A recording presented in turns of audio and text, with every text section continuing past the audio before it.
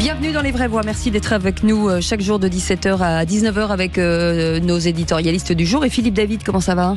Ça pourrait aller mieux. Enfin, ça va très bien parce que je suis avec vous et Les Vraies Voix, mais ça pourrait aller mieux. Qu'est-ce qui se passe encore ? Surtout qu'on est la radio du rugby. Vous avez vu que lors d'une réunion au sommet aujourd'hui à Paris, le World Rugby a validé la création d'une nouvelle compétition, la Nations Cup, qui aura lieu à partir de 2026. Alors, en plus des autres. En plus des autres. Alors, sachant qu'on a des calendriers qui sont exponentiels, que les joueurs n'arrêtent pas de jouer, on nous crée une nouvelle compétition. J'ai l'impression que le rugby a pris comme modèle le foot. Le problème, c'est que le foot, ils sont vraiment professionnels, c'est tout truc. Mais bon, les anglo-saxons se font plaisir. Ils nous truandent déjà en Coupe du Monde, dans le tournoi Destination en Coupe d'Europe. Leurs arbitres vont aussi pouvoir nous enfler en Nations Cup. Ils sont vraiment très forts, ces anglo-saxons. J'ai toujours pas digéré. Rapport à la Coupe du Monde, elle a été truquée pour Messi, non mais... Allez, restez avec nous, 0826 300 300, vous voulez absolument commenter. On vous attend au sommaire de cette émission. Emmanuel Macron a présenté ses condoléances au peuple israélien après les attaques du 7 octobre. Le président de la République a rencontré les familles d'otages du Hamas à Tel Aviv, mais il entend aussi défendre la solution à 2 États et l'arrêt des colonisations. Il était ensuite attendu à Ramallah pour rencontrer le président de l'autorité palestinienne, Mahmoud Abbas. Philippe. Oui, et que pensez-vous de ce voyage? Est-ce que vous pensez que la France joue encore un rôle au Proche-Orient? Manifestement, certains disent qu'elle en joue plus depuis le fiasco de l'intervention suez en 56. Est-ce que Macron peut servir de monsieur bons offices? On parlera comme ça. Est-ce que pour vous, la France a encore une voix qui compte au Proche-Orient? Eh bien, vous dites non, à 97%. Et notre expert du jour sera avec nous, Jean-Baptiste Noé, rédacteur en chef de la revue Conflit. Et puis, le coup de projecteur des Vraies Voix à 18h30, il avait menacé de faire exploser la gare de Lyon à Paris. Un étudiant en informatique condamné à 1 000 € d'amende et un stage de citoyenneté, bien moins que les 2 ans de prison et 30 000 € d'amende encourus en théorie. Le parquet fait appel de cette décision car près de 70 fausses alertes la semaine dernière ont provoqué des retards en cascade, des évacuations de milliers d'usagers et surtout mobilisé les forces de l'ordre dans un contexte de menaces terroristes. Et vous, est-ce que vous pensez que ces condamnations pour le moins légères montrent que peut-être on n'a pas pris la mesure de ce qu'étaient les alertes à la bombe qui mobilise des forces de l'ordre et qui coûte une fortune? Rien qu'à la gare de Lyon, un coût entre 100 et 150 000 € entre retard de train, retard à l'arrivée, retard au départ, prise en charge des passagers. Est-ce que pour vous, il faut, et on sous-estime le lien de ces alertes à la bombe avec le terrorisme? Eh bien, vous dites oui à 80%. Vous les témoignez, le 0826 300 300. Et pour en parler, notre expert sera Claude Moniquet, président du Centre européen pour le renseignement stratégique et de la sécurité et ancien agent de la DGSE. Bienvenue à tous, on est ensemble jusqu'à 19h. Les Vraies Voix Sud Radio. Et pour nous accompagner, pour débattre sur ces sujets, des traités de l'actualité, Philippe Bilger est avec nous, président de l'Institut de la Parole. Bonsoir mon cher Philippe. Bonsoir Philippe. Bonsoir. Vous êtes comme moi, vous êtes encore... Mais ça va mieux. C'est fou, ça va mieux. Mais on est longtemps à plat. Mais c'est ce qu'ils nous ont Il fait. faut vraiment les vraies voix pour nous revigorer. C'est ça, c'est pour ça. revigorer la voix. Et nous avons 2 bons médicaments, Françoise Degois. Salut les amis. Bonsoir, salut. Excusez-moi, pour moi, Françoise Degois serait plutôt un placebo. Mais... C'est bon, non, un empoisonnant. Moi, écoute. Oui, voilà. Parce que moi, je ne compte pas du tout être votre placebo. Soit je vous tue, soit rien. Voilà. Elle est sympathique aujourd'hui. On est là pour rire. Je vous adore. Mickaël Sadoun est avec nous, chroniqueur et consultant. Bonsoir Mickaël. Bonsoir. Bah, ça, toujours très élégant. Je vais tout faire pour résister au poison de François. Non, arrêtez, c'est une blague. Évidemment. C'est une blague. N'importe quoi. De toute façon, c'est vous qui incarne l'équilibre. Exactement, je vais essayer. Et surtout en ce moment. Mort de rire. MDR, comme on dit. Allez, vous laissez vos messages au 0826 300 300. Et c'est Aude qui les sélectionne. Et ce soir, c'est Mohamed de Perpignan. Bonjour, Mohamed de Perpignan. Je vous appelle au sujet de la rencontre de M. Macron avec Netanyahou et Mahmoud Abbas, mais je pense que c'est nécessaire. J'ai l'impression qu'il faut vraiment que les pays occidentaux s'investissent dans cette région pour amener la paix. Il est vraiment urgent d'avoir 2 peuples, 2 États. Sinon, on n'en finira jamais avec cette guerre. Il est urgent, je crois, que pour ramener cette région au calme, que les 2 peuples négocient, chacun son État, et je pense que même au niveau européen, ça mènera un certain apaisement. Voilà. Une bonne journée, au revoir. Est-ce que c'est la sagesse, Françoise de Gois? C'est en tout cas la seule voie possible, 2 États. Elle a été tracée, vous savez, en 82 par François Mitterrand. Discours à la Knesset, premier chef d'État français à la Knesset, et il dit l'irréductible droit de vivre des Israéliens, mais un État palestinien. Et oui, Mohamed, il a absolument raison. Après, il faut que les conditions soient réunies. Moi, je trouve que c'est pas si mal que Emmanuel Macron ne mette aucun bémol dans son soutien à Israël et aille voir Mahmoud Abbas pour redire 2 États. Je dis pas que c'est la panacée, mais c'est pas mal. Philippe Bilger. Oui, Mohamed énonce avec bon sens et tranquillité des remèdes, malheureusement, qui ne sont pas acceptés dans un univers chroniquement enflammé. Ouais. Michael Sadoun. Moi, je suis d'accord sur le long terme et de manière abstraite pour une solution à 2 États, mais dans le contexte, la priorité pour Israël, c'est de riposter. Et puis pour construire 2 États et pour construire la paix, il faut quand même être 2. Or, qui est l'interlocuteur d'Israël actuellement? Au sud, c'est le Hamas, ça n'est pas un interlocuteur, c'est un ennemi dangereux, on l'a vu. Et à l'est, en Cisjordanie ou en Judée-Samarie, c'est selon, c'est le Fatah. C'est le Fatah dirigé par Mahmoud Abbas, qui a 87 ans, qui n'a pas été soumis à un vote démocratique depuis 15 ans, qui profite des aides internationales et qui les répand sur les gens de sa famille et sur 3 ou 4 clans, puisque c'est encore un système clanique pour les Palestiniens là-bas. Donc c'est pas non plus un interlocuteur privilégié. Donc que les Palestiniens eux-mêmes s'organisent politiquement, institutionnellement, pour faire émerger une figure capable de faire advenir la paix. Allez, on retourne au standard 0826 300 300. On va chercher notre voix du jour. Nicolas est avec nous de Corrèze. Bonsoir Nicolas. Bonsoir Nicolas. Bonsoir à tous. Bonsoir Nicolas. Argentat sur Dordogne. Ça fleure bon. La Corrèze, quel département? 2 présidents de la République. Ouais, quand même. La classe. Et c'est très beau. On n'est pas forcément fiers des deux. Hein. C'est joli. Nicolas, parlons vrai. Il a raison. Les meilleurs, c'est vrai. La Corrèze, éleveur de président de la République. Allez-y Nicolas. Allez-y. Alors moi, le coup de gueule, j'aimerais le pousser suite à l'émission hier avec Christine Kelly où Dimitri Pavlenko est intervenu et il annonçait. Alors c'était pas sur Sud Radio, c'était sur CNews. Hein. Oui, voilà, c'était sur CNews effectivement. Et il nous a informé en gros que l'État donnait 980 millions d'euros à des associations qui étaient là, on va dire, pour encourager l'immigration en France, alors même que l'État est censé lutter contre. Et quand on pense qu'il y a 70%, enfin selon l'IFOP, des Français qui pensent qu'il y a trop d'immigrés en France, on se demande qui vote ces subventions et en fait quel est l'objectif derrière. Ça pose quand même pas mal de questions. Vrai sujet, Philippe Bilger. Mais moi je trouve que cet exemple pourrait en présenter d'autres. Je suis frappé de voir à quel point le pouvoir, qu'il soit parfois de droite ou de gauche, trouve le moyen de contredire dans l'instant sa propre politique. J'ai des exemples en matière judiciaire, mais je serais trop long. Alors, il nous reste 20 secondes pour François. Rapidement, dire que je veux bien que tout soit présenté comme un scandale.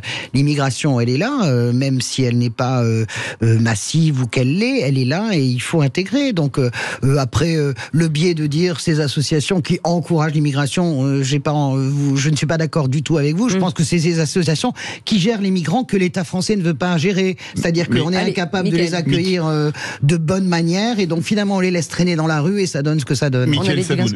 Non, moi je suis d'accord avec notre auditeur. Je pense qu'il faut lutter et réduire l'immigration. C'est une question de nombre. L'intégration l'intégration dont vous parlez, Françoise, ne peut se faire qu'à partir d'un certain nombre.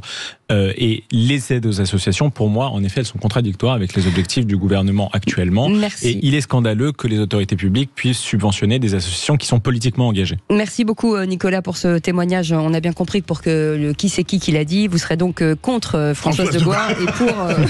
C'est pas grave Nicolas, on s'en fout. On surveillera ces tricheries, ne vous inquiétez pas. Ne vous inquiétez pas. Bien sûr, c'est moi qui triche. Bien sûr, c'est moi qui triche. Vous êtes un affreux type. J'en connais d'autres qui trichent. Je ne balancerai pas les noms. Allez, vous restez... Allez, c'est énorme. Messieurs, je vous kiffe, Philippe Bilger, je vous kiffe. Vous êtes extraordinaire. Philippe Bilger, dans un instant, les 3 mots dans l'actu, le réquisitoire du procureur. L'évasion fiscale, fiscale, la grande évasion fiscale, ça n'a rien à voir avec Steve McQueen. C'est ça.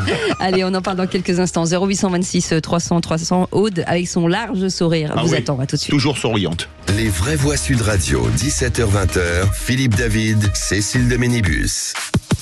On est ravis de vous retrouver encore aujourd'hui comme hier et moins que demain. Hein, c'est ce qu'on dit avec l'amour. Hein, c'est beau ou pas? C'est beau. On est heureux de savoir que vous kiffez Philippe Bilger. Ouais. Non, mais la réciproque c'est est vrai. Ouais, c'est son J'espère préféré. bien qu'elle me le démontrera tout à l'heure, un peu avant 18h. Oui, c'est-à-dire, Ça y est, elle est en j'espère train bien d'acheter des qu'elle réponses. m'aidera à tricher. Non, mais c'est incroyable. Mais c'est en plus c'est fait. On dirait Ben Françoise. O'Keefe. Non, mais on dirait Ben O'Keefe, ce Oui. studio. On dirait vraiment l'arbitre de notre quart de finale. Vous trichez On à a ciel toujours ouvert. des chouchous et ils sont tous autour de la table, nos chouchous. Ouais, vous trichez à ciel Et ouvert. je Vous devriez dirais la vous même révolter. chose à vous. ceux de demain. Je Oui, dirais la même vous chose. devriez vous révolter, Philippe David. Allez, Attendez. en tout cas, Philippe Mais Bilger. Philippe, il a Michael comme. Philippe Bilger est autour de la table, Françoise Degois et Michael Sadoun, chroniqueur et consultant. Ça m'énerve. Et vous, au 0826 300 dans un instant, les 3 mots dans l'actu avec Félix Mathieu. On parle de quoi, Félix? Bonsoir. On va parler d'Emmanuel Macron. Bonsoir. Emmanuel Macron en visite en Israël et en Palestine. Le contrôle technique obligatoire qui va bientôt entrer en vigueur pour les scooters et les motos. Et puis la vidéo qui choque en Chine, celle d'un ouvrier qui urine dans un conteneur de malt d'une usine de bière Tsingtao. Enquête ouverte. En 3 mots, ça donne donc coalition contrôle et bière. Ou pipi. Tout de suite, le réquisitoire du procureur. Les vraies voix Sud Radio, le réquisitoire du procureur, Philippe Bilger. Et monsieur le procureur, je suis pris de court. Monsieur le procureur voulait requérir contre la grande évasion fiscale des multinationales. Pour ne rien vous cacher, n'étant ni un spécialiste de l'évasion, ni un spécialiste de la fiscalité, et parlant sous le contrôle de deux chroniqueurs qui connaissent bien le sujet, c'est un article du Monde que j'ai relu encore ce matin, qui a attiré mon attention sur ce phénomène, qui est très intéressant dans la mesure où on a considéré longtemps que l'évasion fiscale sur une grande échelle était la conséquence presque obligatoire de la mondialisation. Et il semble que non, puisque d'une part, on a pu faire des grands progrès en ce qui concerne l'évasion fiscale des millionnaires, des milliardaires, ça a largement diminué, mais en revanche, pour les sociétés considérables, notamment américaines, ça a augmenté, comme si on n'arrivait pas précisément à réduire cette évasion fiscale, malgré tous les efforts qu'on fait. Notamment, on avait prévu un prélèvement fiscal de 15% obligatoire, il n'a pas pu être mis en œuvre. Donc, je vous demande de m'excuser si j'arrête trop vite ce réquisitoire. Non, mais c'est très bien. Je ne veux pas être pris en flagrant délit de bêtises. J'arrête. Non, mais c'est un vrai. Françoise Non, Degois. c'est un sujet Non, Mais c'est c'est vrai qu'en plus, il y a même aux États-Unis un État qui est un paradis fiscal, qui est le Delaware, ou en Tout le Europe, monde le est- Luxembourg, bien ou sûr, l'Irlande. tout le monde est domicilié dans le Delaware. Joe Biden a commencé par lui. Non, bien sûr. Non, mais bien sûr. c'est Mais sérieux. pas que lui. Donc, bien sûr que. Et puis, au vu et au su. Moi, je suis d'accord parce que la question, c'est un peu théorique. C'est des chiffres vertigineux. J'ai lu le même papier que vous dans Le Monde et puis il est repris dans. C'est des chiffres vertigineux, mais si on les. Comment dirais-je? Si on les convertit en biens publics, combien d'hôpitaux? Je pense que c'est assez intéressant. Combien d'hôpitaux on pourrait construire? Combien d'écoles? Combien de profs on pourrait embaucher? Combien de policiers on pourrait embaucher? L'évasion fiscale, c'est pas quelque chose d'abstrait qui permet juste aux grandes sociétés de peut-être s'enrichir et de verser plus de dividendes. L'évasion fiscale, c'est quelque chose qui touche en réalité et répercute la vie des gens qui nous écoutent. Allez, Michael Sadoun. Moi, je pense que c'est quand même en partie dû à la mondialisation, à la libre circulation des capitaux. Le fait qu'il y ait des paradis fiscaux aussi, la simple existence des paradis fiscaux empêche parfois de rapatrier ces sommes chez nous, puisqu'il y a une non-transparence financière. Il y a des accords internationaux, mais tout le monde n'y est pas malheureusement. Il y a des repentis aussi, Michael. Il y a le bureau des repentis à Bercy. Bien sûr. Oui, bien sûr. Et puis, l'Union européenne a aussi favorisé cette évasion fiscale. Elle l'a même institutionnalisée, puisqu'il y a eu une course au moins-disant fiscal, notamment portée par l'Irlande, qui ont fait que les GAFA ont pu monter des structures juridiques là-bas tout en profitant des avantages économiques du continent. C'est pas simplement le fait des GAFA, l'évasion fiscale. Non, merci les amis. Merci beaucoup. Tout de suite, les 3 mots dans l'actu. Les vraies voix Sud Radio. Bonsoir Félix Mathieu. Bonsoir tout le monde. 3 mots dans l'actu qui sont coalition, contrôle et bière. Emmanuel Macron propose une coalition internationale contre le Hamas. Il rencontrait aujourd'hui les présidents et premiers ministres israéliens, mais aussi le président de l'autorité palestinienne. Le contrôle technique des 2 roues motorisées va devenir obligatoire à partir d'avril prochain pour se construire avant 2017. Des associations imposent à l'État de transposer cette directive européenne. Et puis de l'urine dans la bière, enquête ouverte en Chine dans une usine Tsingtao. Un employé a été filmé en train de se soulager dans un conteneur de Malte. Les vraies voix Sud Radio. Je vous apporte aujourd'hui l'émotion et la solidarité des Français. Nos deux pays sont liés par le même deuil. 30 ressortissants français ont été assassinés par le Hamas. Et c'est pour mon pays l'attaque terroriste la plus meurtrière subie depuis 2016. C'est une page noire de notre propre histoire. Emmanuel Macron à Jérusalem ce midi. Le chef de l'État y a rencontré le Premier ministre israélien Benjamin Netanyahou, le président aussi Isaac Herzog. Avant ça, il avait rencontré des proches des familles d'otages à Tel Aviv. Emmanuel Macron propose également une coalition internationale pour combattre le Hamas. La France est prête à ce que la coalition internationale contre Daesh, dans le cadre de laquelle nous sommes engagés pour notre opération en Irak et en Syrie, puisse lutter aussi contre le Hamas. Je propose à nos partenaires internationaux, je l'ai évoqué avec vous ce matin, que nous puissions bâtir une coalition régionale et internationale pour lutter contre les groupes terroristes qui nous menacent tous. La sécurité d'Israël ne peut être durable sans une relance décisive du processus politique avec les Palestiniens. Nous l'avons aussi longuement évoqué. Justement, Emmanuel Macron avait rendez-vous à Ramallah ensuite pour y rencontrer aussi le président de l'autorité palestinienne Mahmoud Abbas. Avant son arrivée, l'Élysée avait fait savoir qu'il comptait évoquer la création d'un État palestinien, mais aussi l'arrêt de la colonisation avec ses homologues israéliens. Pour une réaction courte de chacun, une coalition pour quoi faire? Parce que coalition, on se souvient de l'Afghanistan, ça n'a pas été un succès. Oui, on en parlera peut-être plus tard, mais je suis frappé par l'extrait. Il y a une sobriété très rare chez lui, un discours, un extrait qui m'a beaucoup impressionné, que je n'avais pas entendu. C'est le ton qui m'interpelle. Françoise Degois. Elle existe déjà, cette coalition internationale, mais ça veut dire, pour moi, en géopolitique, que Emmanuel Macron et les puissances occidentales mettent désormais le Hamas au niveau de Daesh et d'Al-Qaïda. Ça, c'est tout à fait nouveau, en tout cas officialisé. Elle existe, c'est la coalition Chamal, et nous avons 600 militaires engagés, donc pourquoi pas? En tout cas, il est venu avec au moins une idée, c'est pas mal. Mickaël Sadoun. Moi, je trouve qu'Emmanuel Macron a bien parlé. Ce qui m'a marqué dans son discours, c'est qu'il a dit que c'était une page sombre de l'histoire française et pas seulement israélienne. Je trouve qu'il a raison de rappeler ça. 30 Français sont morts. Ça ne change rien qu'ils soient morts en dehors de la France, qu'ils soient en Israël. Ils étaient des compatriotes. Et ceux qui, aujourd'hui, tentent à justifier ou au moins à minimiser les actions du Hamas en essayant de les intégrer dans un processus politique de résistance sont non seulement des détestateurs des Juifs et d'Israël, mais en plus des ennemis de la France. Et le deuxième mot, contrôle technique même des deux roues motorisées, qui sera obligatoire à partir d'avril prochain. Et oui, après un long combat judiciaire, les associations environnementales ont fini par l'imposer au gouvernement. Ce contrôle technique des deux roues sera mis en œuvre à partir d'avril prochain en fonction de l'âge des véhicules. Il va concerner tous les deux roues motorisées de 50 cm3 ou plus. Il aura fallu beaucoup de recours pour faire appliquer cette directive européenne de 2014 après un premier décret d'application qui avait été pris en 2021, mais finalement enterré dès le lendemain à l'époque par Emmanuel Macron. Finalement, cette entrée en vigueur ne fait pas que des heureux. Lucas et Abel, réparateurs de deux roues, voient bien l'intention, mais ils grimacent un peu en l'apprenant. Moins de bruit et moins d'amusement.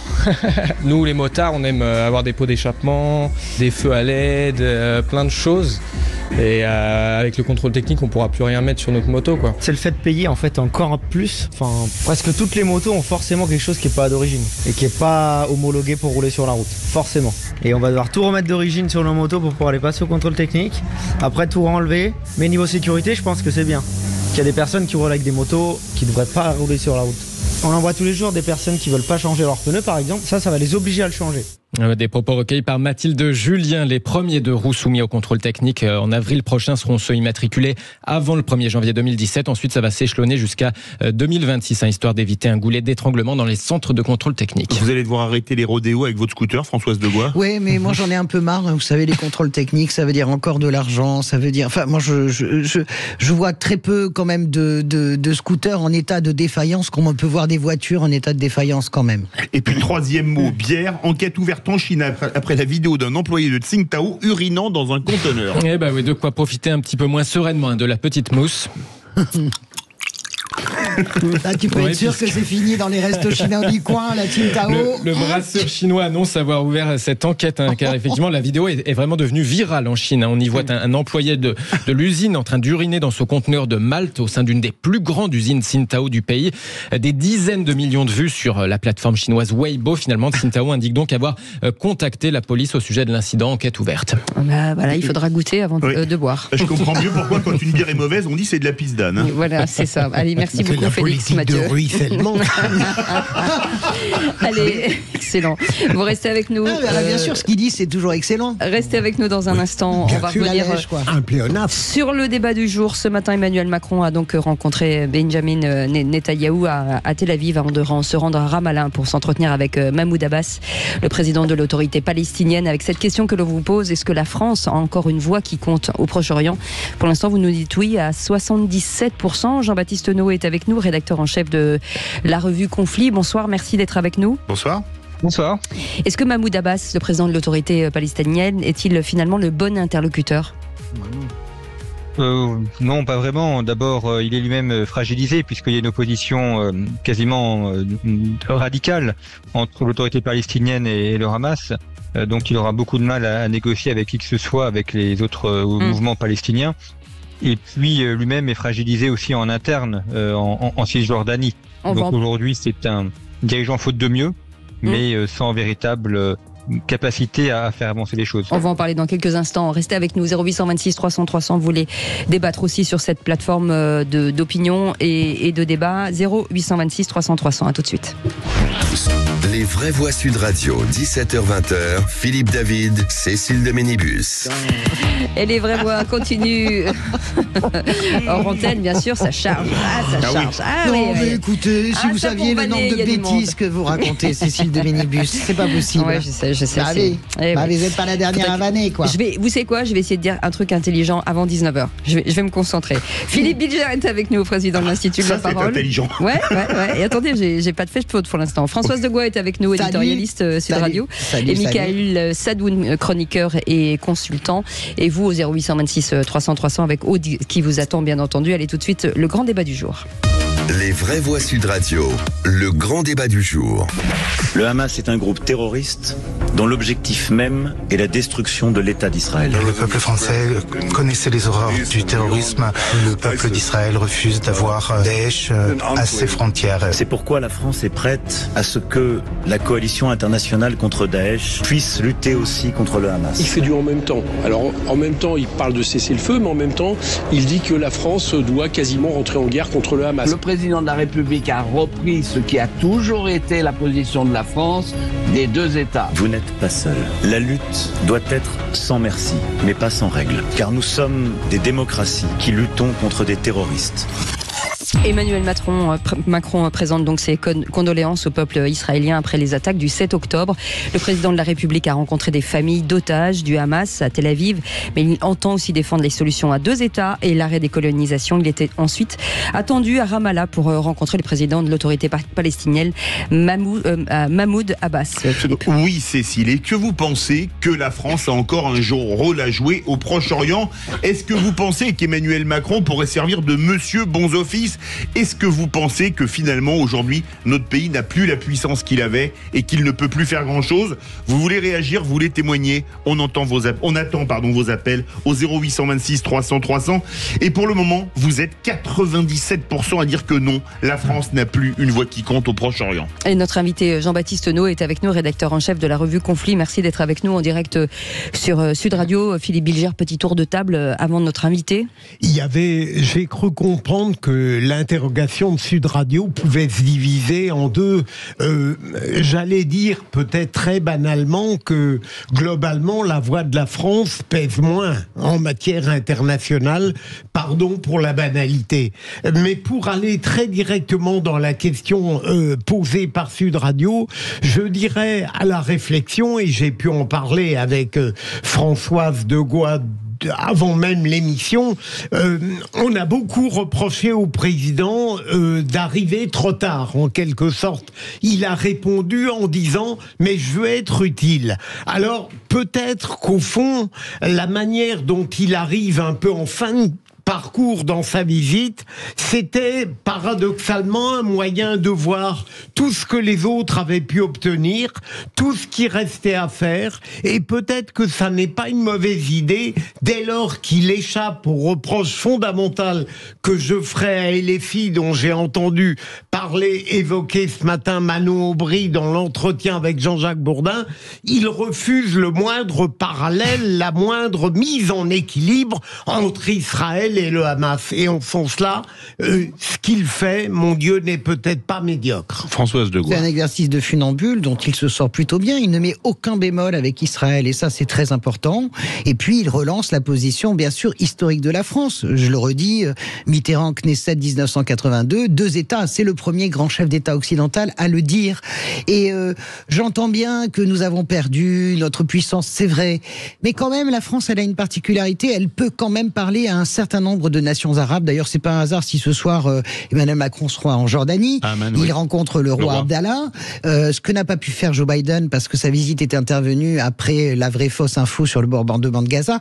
Donc, que la France, qu'Emmanuel Macron soit d'un seul coup l'homme de paix, non. Mais petit caillou par petit caillou, arriver à relancer l'idée, se projeter que oui, il peut, dans un futur lointain, moyen, voir apparaître à nouveau des négociations qui sont arrêtées, je vous rappelle, à Tabac, en janvier 2010.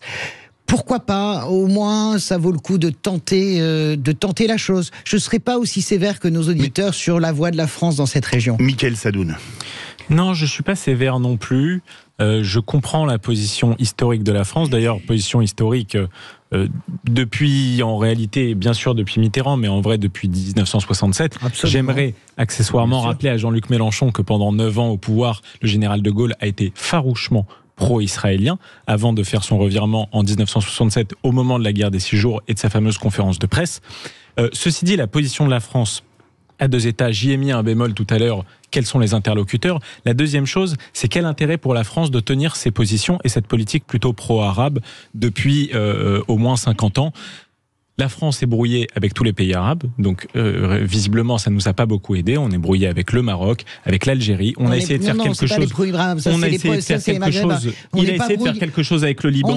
On a vu ce que ça a donné. Mais non, mais c'est le Liban, c'est l'Iran. La deuxième chose, je vais continuer. La deuxième chose, c'est que pour avancer vers la paix, quelles initiatives ont réussi? C'est plutôt les initiatives américaines, à savoir le soutien inconditionnel à Israël, avec le fait de rendre des territoires en échange de la paix, Camp David, Oslo, etc. Et puis la troisième chose, c'est dans le contexte de lutte contre l'islamisme, cette position parfois de nini ou d'entre-deux me semble un petit peu décalée avec les impératifs immédiats. Jean-Baptiste Noé, rédacteur en chef de la revue Conflit et éditorialiste Sud Radio, vous le retrouvez le vendredi. Qu'est-ce que vous pensez de ce qu'on dit les vraies voix déjà et du pessimisme des auditeurs de Sud Radio qui pensent à 97% que la France ne joue plus de rôle au Proche-Orient? La France continue à jouer un rôle au Proche-Orient et elle a un rôle à jouer. D'ailleurs, si Emmanuel Macron est présent, il est l'un des rares chefs d'État européens à s'y être rendu. La question, c'est plutôt quelle marge de manœuvre a-t-on? Parce que la solution à 2 États, par exemple, à peu près tout le monde est d'accord, sauf le Hamas qui veut éliminer Israël. Même la plupart des dirigeants israéliens sont d'accord, mais c'est comment on y arrive. Et en fait, si tout le monde est d'accord sur l'objectif à atteindre, c'est beaucoup plus difficile de trouver les moyens de l'atteindre. Donc, en Israël ou en Palestine, on est confronté à une sorte de casse-tête. On a beaucoup de mal à trouver les solutions pour atteindre l'objectif que l'on veut obtenir. Et c'est ça la difficulté. Emmanuel Macron ne peut pas y arriver tout seul. Est-ce qu'un dialogue peut être possible entre des partis dont l'une veut la suppression de l'État d'Israël et l'autre, je dirais, serait prête à discuter? Est-ce que ça n'est pas cette espèce d'impasse tragique qui fait que jamais nous ne pourrons régler ce conflit, puisque les deux ne veulent pas la même chose? Jean-Baptiste Noé. Tout à fait. Le Hamas veut détruire Israël. Donc là, il n'y a pas de discussion possible. C'est évident. En revanche, vous avez des Palestiniens, des groupes palestiniens, le Fatah, Abbas, qui eux sont pas du tout dans cette logique-là. Donc là, Israël peut s'entendre, la France peut discuter avec eux. Donc il faut aussi comme dans toute négociation, voir quels sont les alliés potentiels et quels sont les ennemis irréductible. Je suis d'accord avec absolument ce que vous dites. L'autorité palestinienne, d'ailleurs c'est la règle d'or pour signer les accords d'Oslo, a renoncé à la charte de destruction d'Israël. Donc le Fatah, c'est un interlocuteur. C'est pas parce qu'il a sombré dans la corruption depuis des années que ça n'est pas un interlocuteur.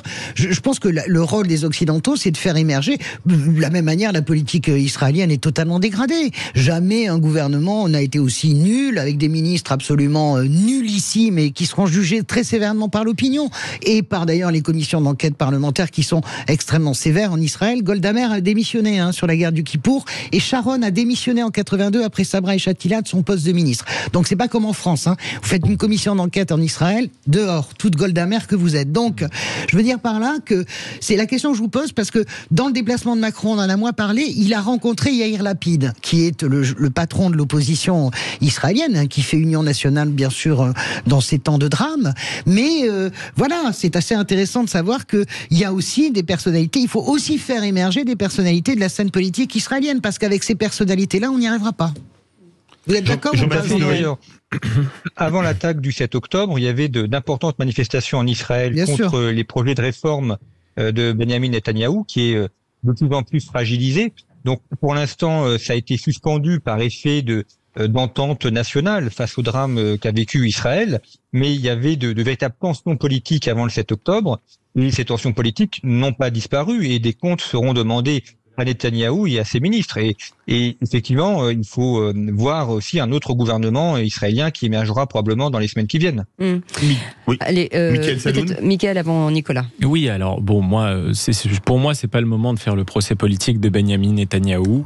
Je pense que ces procès sont un petit peu indécents dans le moment. C'est comme si on avait reproché, il y en a certains qui l'ont fait à François Hollande, d'avoir laissé entrer des convois de Syriens en France dans lesquels s'étaient glissés des terroristes. Donc politiquement, ça se réglera plus tard. En plus, Benjamin Netanyahou, bien sûr, son gouvernement actuel, je n'ai aucune affection pour lui, en particulier pour Itamar Ben-Gvir et Bezalel Smotrich, mais Benjamin Netanyahou, depuis 20 ans, c'est quand même une personnalité politique qui a fait exploser économiquement Israël, qui a été très bénéfique finalement à cet État, qui a développé le dôme de fer dont on connaît aujourd'hui l'utilité, et qui en plus a signé les accords d'Abraham. C'est quand même lui qui l'a fait. Donc quelque part, il a aussi été quelqu'un qui est allé vers la paix. Pardon, je m'inscris en faux. Si on a une seconde, les accords d'Abraham, non, ce ne sont pas des accords de paix, ce sont des accords économiques. Mais c'est des accords. Quand les Émirats Arabes Unis soutiennent Israël face à ce drame, c'est la paix. Je suis désolé de vous le dire, les accords d'Abraham qui zappent complètement la question de la Palestine, c'est le problème d'Israël, c'est pas le problème de l'Arabie Saoudite, c'est le problème d'Israël, c'est le problème pas Netanyahou qui a lancé les colonies, c'est Yitzhak Rabin. Mais c'est de régler ce problème de la Palestine. Donc à partir du moment où vous signez des accords dans lesquels la Palestine est complètement invisibilisée, mais qu'est-ce que vous voulez? Bien sûr que ça marche pas. Donc bien sûr, mais Netanyahou pas plus que ses prédécesseurs. La colonisation a été lancée par Rabin. Je veux le rappeler aux voix de gauche quand même. Oui, et je rappelle également que c'est Sharon qui en plus a fait reculer les implantations. Alors en plus, bien sûr. Donc je connais mon histoire d'Israël. Je sais pas de problème là-dessus. Les amis, 0826 300 300 avec Christophe qui est avec nous. Bonsoir Christophe. Bonsoir Christophe. Christophe. Bonsoir les Prévois. Bonsoir Christophe. Salut la Corrèze. Non, c'est pas Christophe de Corrèze, c'est Christophe de Paris. Pardon Christophe. Excusez-moi Christophe. Oui, la dernière fois c'était rugby, c'était un peu plus joyeux. Je voudrais simplement faire référence à une histoire qui a 40 ans. Alors je pense en effet que la France a toujours une place dans le Moyen-Orient. Il y a toujours la possibilité de discuter. Simplement, il y a 40 ans, nous avons eu 58 soldats qui sont morts dans un immeuble qui s'appelait Drakkar. Ça a été l'anniversaire hier. Exactement. J'en porte encore la douleur. J'ai perdu des amis. Je vous cache pas que depuis toutes ces années, j'ai toujours vu la France vouloir participer à la paix, d'autres vouloir participer à la paix. Malheureusement, nous avons en face de nous des peuples qui ne la veulent pas. Et pour faire la paix, il faut être deux. Et certains Palestiniens, en effet, ont peut-être voulu faire croire qu'ils voulaient la paix. Certains, comme Mahmoud Abbas, malheureusement, sont un exemple, malheureusement, de gens qui profitent un peu de la situation, ne construisent pas vraiment la paix. Le Hamas, évidemment, nous montre toute son horreur ces derniers jours. Je comprends Israël, je veux absolument qu'Israël puisse répliquer parce que nous avons perdu 30 Français, ils ont perdu je ne sais combien, malheureusement je n'arrive plus à faire le compte d'Israéliens qui sont morts. Avant de pouvoir faire la paix, il faut faire la guerre, il faut la faire vraiment. Voilà. Je voulais répondre, moi. Une chose, vous avez raison dans ce que vous dites, mais le Liban, c'est le Hezbollah, et donc, autrement dit, c'est l'Iran. Le Liban ne peut pas s'en sortir, il est complètement gouverné par le Hezbollah. Vous parlez de 2 organisations terroristes. Vous êtes un peu dur quand vous dites des gens qui veulent pas faire la paix. Je vous ramène à 77, Anwar el-Sadat qui arrive à la Knesset, et la paix avec les Égyptiens, c'est une paix qui est très durable. La paix avec les Jordaniens, c'est une paix qui est très durable. Ce sont des paix qui sont très solides. Donc, ne mélangeons pas, si vous voulez, les organisations terroristes qui, bien sûr, veulent détruire Israël et les pays arabes voisins qui avancent petit à petit aussi sur le chemin de la paix. Même Mahmoud Abbas, c'est quand même compliqué. Non, mais Mahmoud Abbas, au début, au début, Mahmoud Abbas n'était pas comme ça. On se souvient très bien. Donc, ça veut dire que récemment, il a dérivé. On fait tourner la parole, les amis. J'ai l'impression que c'est parce que, sous votre contrôle à tous les deux, que c'est parce que les pays arabes se rapprochaient d'Israël que le Hamas a notamment mis en œuvre cette barbarie. Oui, bien sûr. C'est l'un des motifs. Oui, l'accord d'Abraham notamment. Et nos auditeurs ont la parole au 0826 300 300, et c'est Nicolas qui est avec nous. De Corrèze. Avec Christophe de Paris, là c'est totalement Chirac. Paris, la Corrèze. C'est Chirac, oui, effectivement. C'est plus Chirac pour le coup. Vous portez de la même façon vos pantalons, j'espère. What do you want? You go back to my plane. Go back to France, is that what you want? This is not a method, this is provocation. Bernadette, on rentre. Allez, on y va. Nicolas. Donc moi je pense que Macron, encore une fois, a voulu jouer sur 2 tableaux. Donc moi je pense que dès le départ, il aurait dû soutenir Israël, notamment en envoyant, par exemple, comme les Américains ou les Anglais, je crois qu'ils l'ont fait, en envoyant le porte-avions, histoire de montrer un peu de dissuasion et la puissance de la France. Il a attendu que ça se passe entre les Américains, les Anglais, etc. Et puis il arrive derrière tout le monde, et encore une fois, on sera humilié. La diplomatie française représente plus rien. D'ailleurs, il a réformé. Et puis encore une fois, on s'est tellement donné à l'Europe que la France disparaît petit à petit. Et si elle disparaît, c'est parce que nous avons tout donné à l'Union européenne, et on continue. Nicolas, vous trouvez vraiment que Emmanuel Macron n'a pas été franc et direct dans son soutien à Israël? Franchement, vous lui faites un mauvais procès. Oui, moi je trouve qu'il n'a pas été franc et direct. Il aurait été franc et direct s'il avait dit oui, je soutiens la vengeance d'Israël, et si moi j'apporte un soutien militaire, notamment avec pourquoi pas les porte-avions, les sous-marins, etc., pour montrer la puissance de la France et le soutien de la France. Seulement, il a peur de sa population sur notre sol. Nicolas, on va redonner la parole à Jean-Baptiste Noé. Je vous rassure, le porte-avions Charles de Gaulle ne pouvait pas être envoyé puisqu'il était en cale sèche et qu'on n'a qu'un seul porte-avions. Donc le problème était réglé en cale sèche à Toulon. Ouais. Jean-Baptiste Noé pour répondre à Christophe et à Nicolas. Oui, alors, je trouve que le soutien a quand même été assez marqué, par tous les partis politiques en France, sauf LFI. Mais en fait, aujourd'hui, Israël n'a pas besoin d'avoir de soutien militaire. Ils savent très bien se débrouiller tout seuls et ils sauront gérer la situation militaire tout seuls. Et de toute façon, Israël n'a aussi aucune envie qu'il y ait des militaires étrangers sur son sol, parce que c'est une question de souveraineté et qu'ils veulent montrer qu'ils tiennent leur territoire et qu'ils n'ont pas besoin d'aide. Donc après, s'il y a des besoins ponctuels, on leur en donnera. Mais le problème, plutôt en écoutant le président Macron, c'est la question d'une coalition internationale. Oui. C'est assez curieux parce que le Hamas n'est pas du tout Daesh, ça n'a rien à voir en termes de structure. Et puis les principaux dirigeants du Hamas sont au Qatar.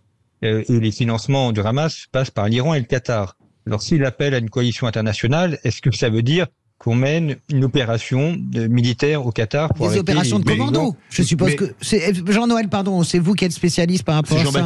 Jean-Baptiste, pardon. On est d'accord que c'est plutôt, elle existe déjà, Chamal, la coalition, c'est plutôt des opérations commando, j'imagine. Non, des opérations commando, mais ça ne réglera pas le problème. C'est-à-dire que les dirigeants sont ailleurs, les financements sont ailleurs. Des opérations commando au Qatar. Laissez-le finir, François. Et donc, ça sera pas vraiment utile. Après, effectivement, les opérations commando, il est possible que Israël les mène dans la bande de Gaza, notamment pour délivrer des otages ou arrêter certains chefs. Mais encore une fois, Tsahal sait très bien faire ça. En plus, c'est leur territoire.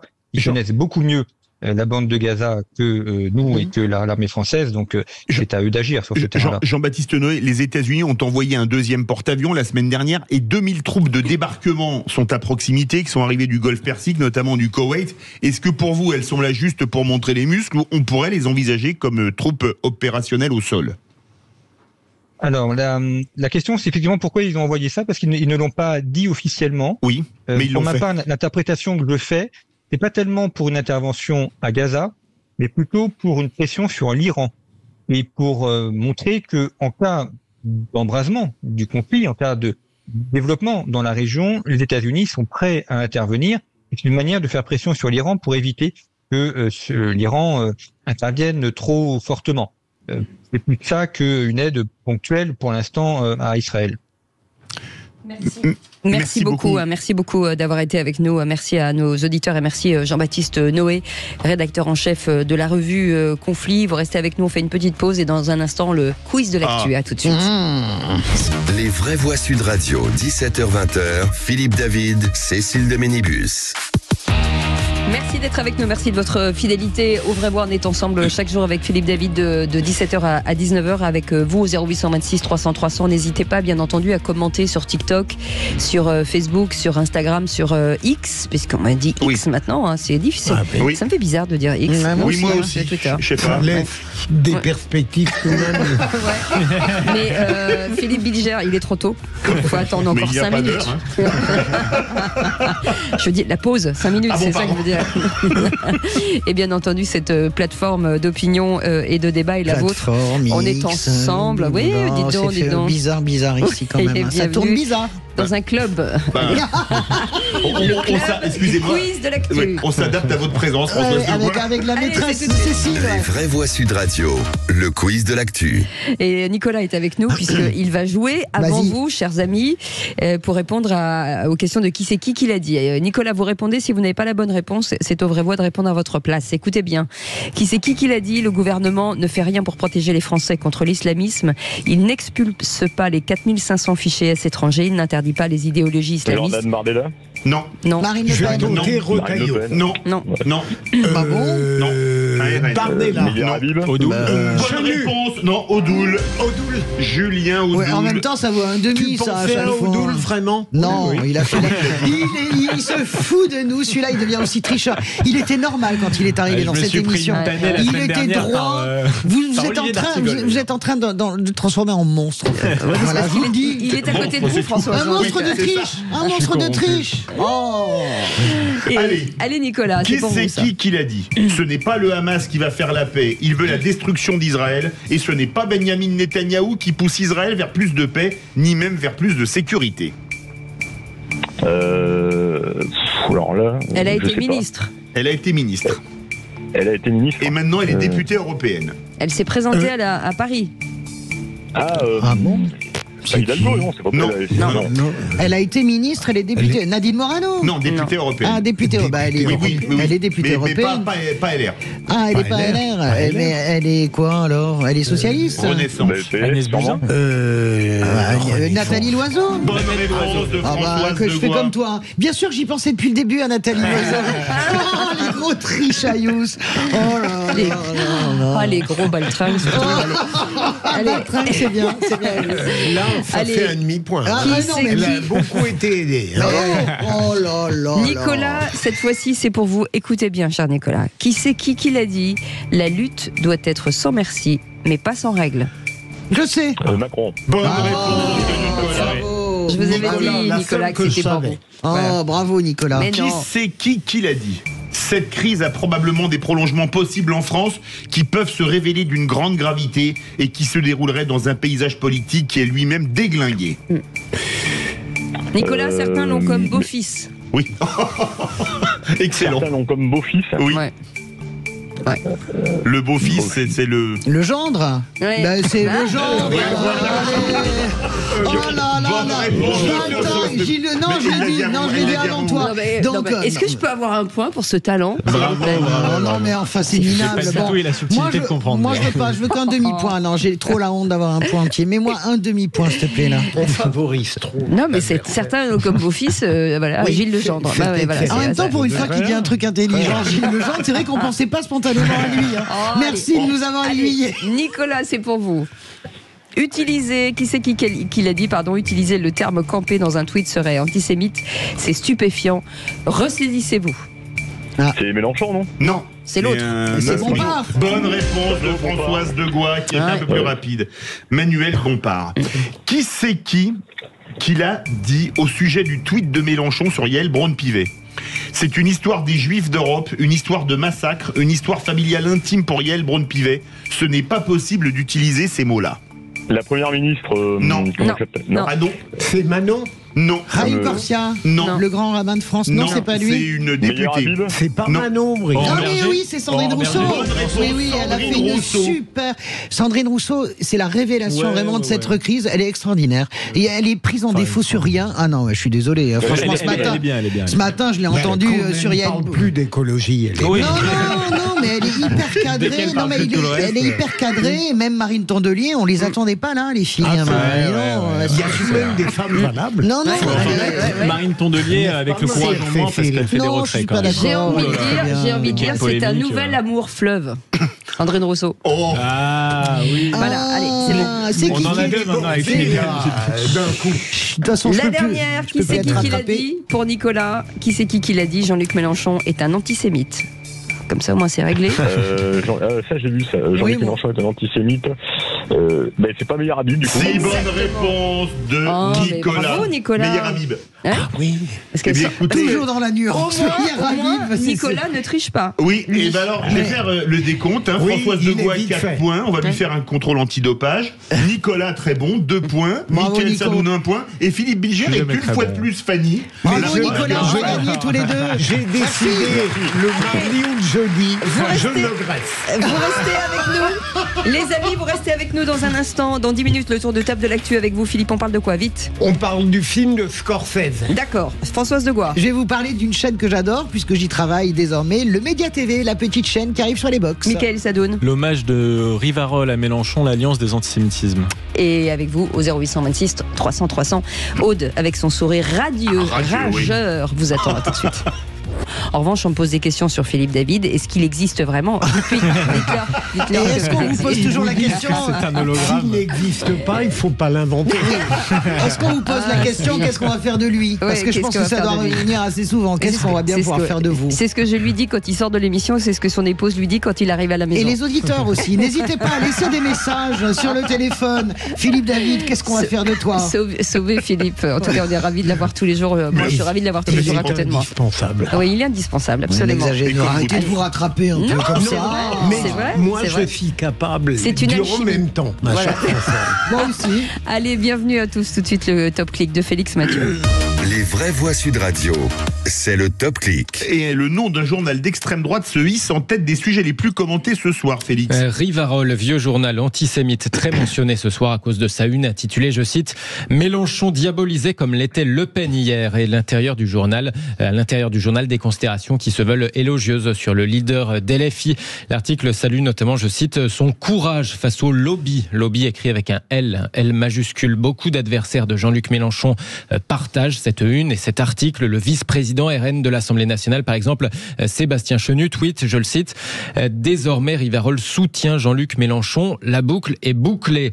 Jérôme Godefroy ajoute, et voilà Rivarol, l'hebdomadaire d'extrême droite, condamné des dizaines de fois pour racisme, antisémitisme et négationnisme, qui vient à la rescousse de Jean-Luc Mélenchon. Le journaliste politique Lucas Jakubowicz se montre également très grinçant.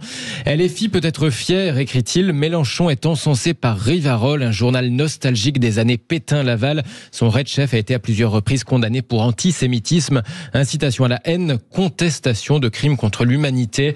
Lucas Jakubowicz qui ajoute avec ironie, je le cite, c'est ça l'intersectionnalité des luttes. Et on en reparlera avec l'œil de Mickaël Sadoun tout à l'heure dans le tour de l'actu des vraies voix. On reviendra aussi sur le hashtag du top tendance No Twitter Day. Eh oui, un jour sans Twitter, hashtag massivement utilisé, figurez-vous, par ceux qui n'entendent pas y participer pour troller, comme on dit, d'où cette réaction agacée de Tristan Mendès France, spécialiste du numérique investi sur le sujet, l'un des promoteurs de ce jour sans Twitter, de ce No Twitter Day. Merci aux haters et aux conspi, dit-il, qui nous aident involontairement à propager le hashtag. Super promo pour les alternatives à X, comme le ciel bleu, et belle occasion de rappeler combien X est devenu un cloaque informationnel, ce qui est évidemment le but.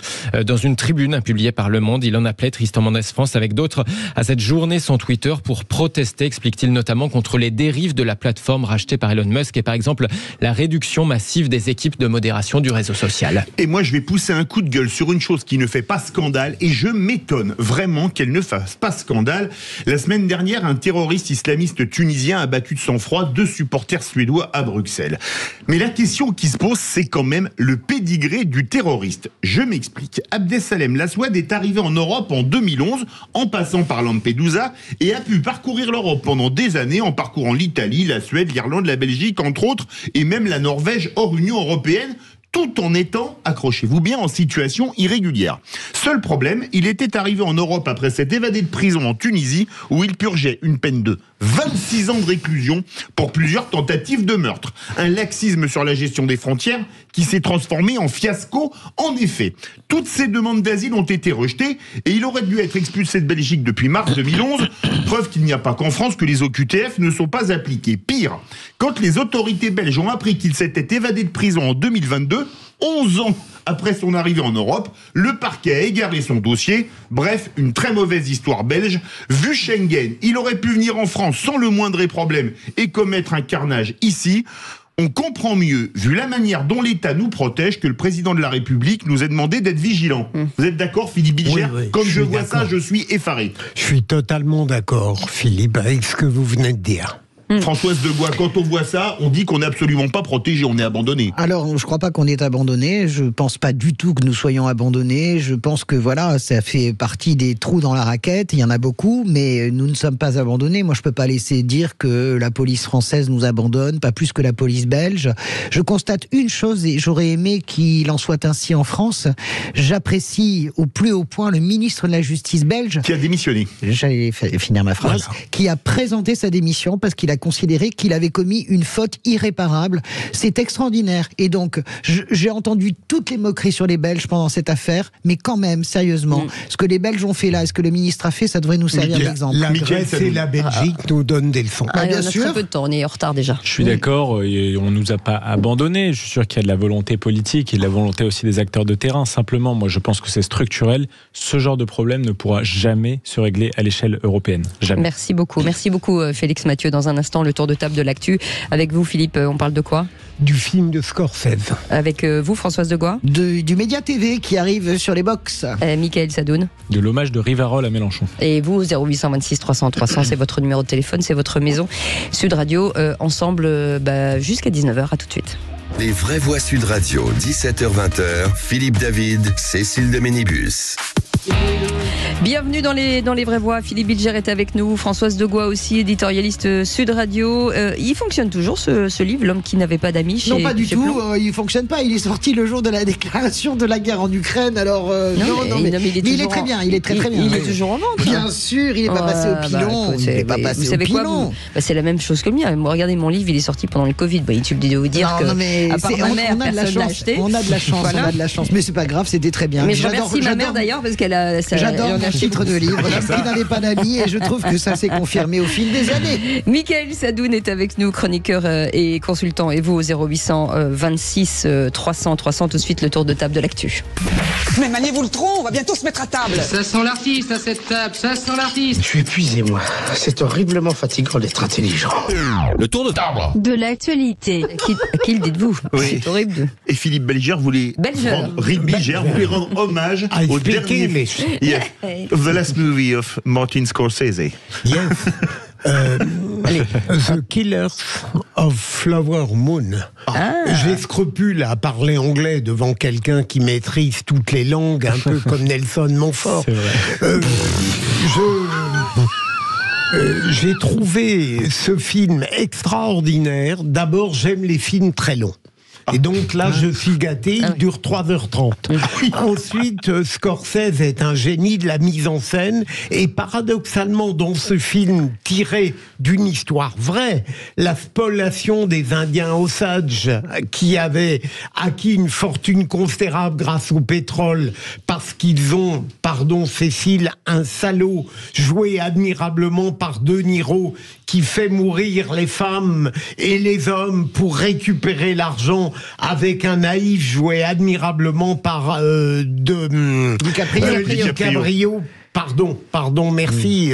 J'ai une sorte d'Alzheimer culturel tout à coup. Pourtant, vous ressemblez tellement physiquement avec DiCaprio. Ce serait tellement bien. J'aimerais avoir des choses qu'il a que je n'ai pas. Mais plus sérieusement, c'est un très grand film.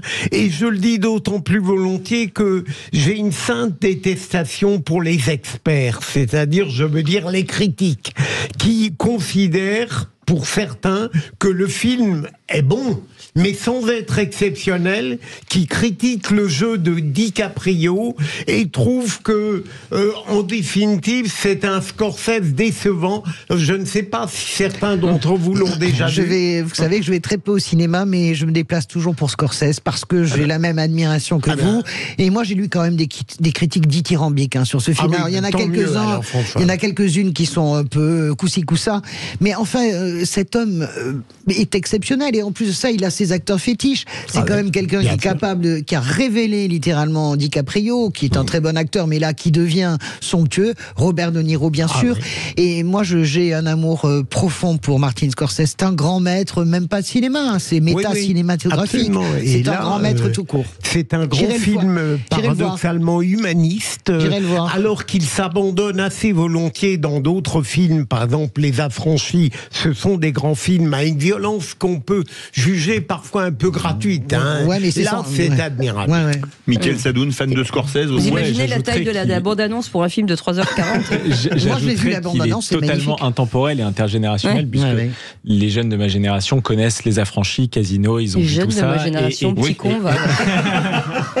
Non, mais c'est vraiment un géant. C'est vraiment un géant. C'est un géant. Moi, qui ai peu de culture cinématographique, j'ai vu les Scorsese et je trouve ça excellent. C'est assez dingue. Et puis ça ne vieillit pas, en fait. C'est ça qui est dingue. Non, mais il arrive à tirer des choses de ses acteurs qui sont complètement incroyables. Déjà, De Niro, il est quand même très très bon pour aller en tirer la substantifique moelle. C'est à mon avis plus facile. Mais il arrive à faire des trucs à DiCaprio. Et apparemment, il paraît qu'il est exceptionnel, DiCaprio. Le scénario, ils l'ont fait à deux. L'auteur du roman. Philippe, pas une petite sieste en 3h40, rien. Non. Pas de somnolence, rien du tout. Précisément, c'est un bon critère qu'on devrait mettre dans les, vous savez, dans les étoiles qu'on met pour les films, les paupières baissées ou ouvertes. Ça veut dire. Le dernier, moi, j'ai vu The Irishman, bien sûr, et j'ai trouvé. Moi, j'ai trouvé exceptionnel, vraiment, avec Al Pacino dans le rôle. Oui, mais vous êtes plus intelligente que moi. Non. J'ai trouvé que c'était c'est pas à moi qu'on dirait ça. C'était un peu confus. J'ai trouvé exceptionnel, vraiment. Enfin, je sais pas comment il arrive à faire jouer ses acteurs, c'est juste génial.